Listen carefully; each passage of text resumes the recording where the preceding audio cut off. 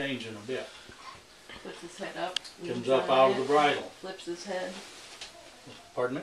I said puts his head up or puts his head down or leans on it or opens Okay. the mouth or... Come up out of the bridle, drop down, get heavy in the forehand, open his mouth. Anything else? Hang on one rein. Okay, where's his head Yeah, going? black one side of his head. One side. Okay. Anything else? Just doesn't turn. Stiff. Okay. No. How about sticking their tongue over the bit? Anybody ever see a horse with tongue over a bit? Not too often. Which brings up an interesting question. The bar's even more if he was more concerned about bar pressure than the inability to move his tongue and swallow. Think about that.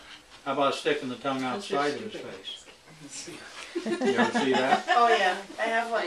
Yeah. Okay. How about sticking his tongue up in his throat and holding it? You ever seen a horse that holds his tongue in his throat? I was doing a clinic in How do you see Connecticut that? several years ago. How would you know that that's what they're doing? If we have one tonight, you'll know it. Anyhow, I was doing this clinic several years ago, and everybody that had horses was at a seminar like this, and I asked that question.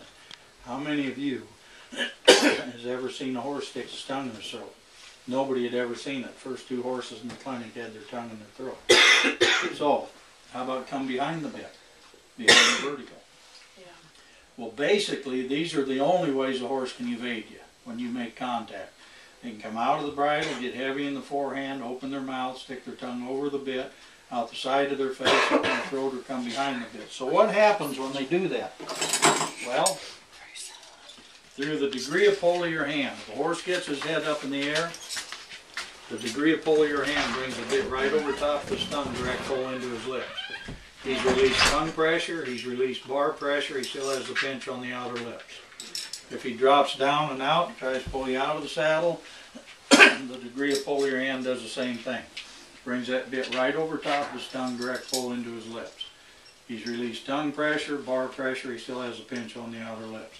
If he opens his mouth like this and you don't continue to pull on his face, he's put his lower jaw behind the vertical. He's released everything. If he sticks his tongue over the bit goes to the hollow of the lower jaw. He's released the tongue pressure. He still has all the pinch on the outer lips and the bars.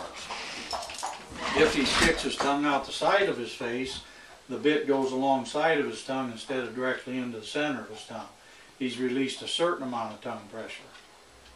And if he sticks his tongue up in his throat, his tongue is right here, the pressure of the bit's right here.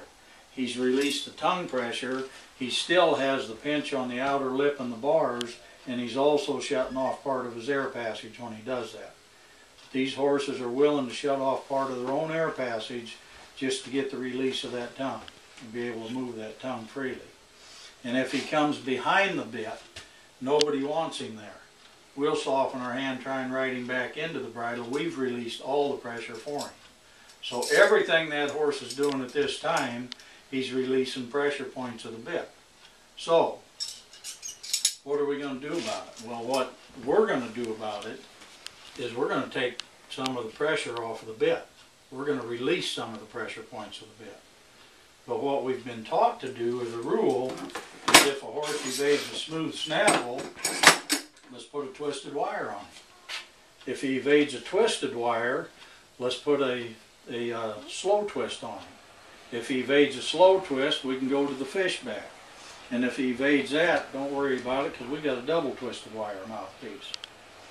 And what we do is we never ever release any of the pressure points. We continually keep the same pressures on this horse. All we're doing, and if you're concerned about the bars of the horse, if we were doing a PowerPoint, you'd see that you don't even see the bars of the horse because the lip actually goes over top of the bar. And that's why you see so many horses that are cut up in the corners of their lips, because that skin is very tender there and it's covering the bar. So we just keep adding pressure into that tender skin by going to a twist, to a slow twist, and so on. But we never release any of the pressure. So what we would do is if a horse is evading us, we would start releasing pressure on him. And the reason we would do that is because we believe that horses are like people. They learn through patience and repetition. So if you got a child this size, you tell them don't slap their fingers. When they get here, you say, now I've told you twice, don't make me tell you the third time. When they get here, well, this is my opinion about that, what's yours? And that's because they're adults and they've earned the respect. This colt is this child. They're bigger than we are, they're stronger than we are, and once in a while they'll get a little flighty. We don't bid them to hurt them, we bid them to handle them. Anytime that you put a lot of undue pressure in any aged horse, and if you happen, oh thank you, if you happen to scare him, or if you happen to hurt him, you're going backwards in your training program, not forward.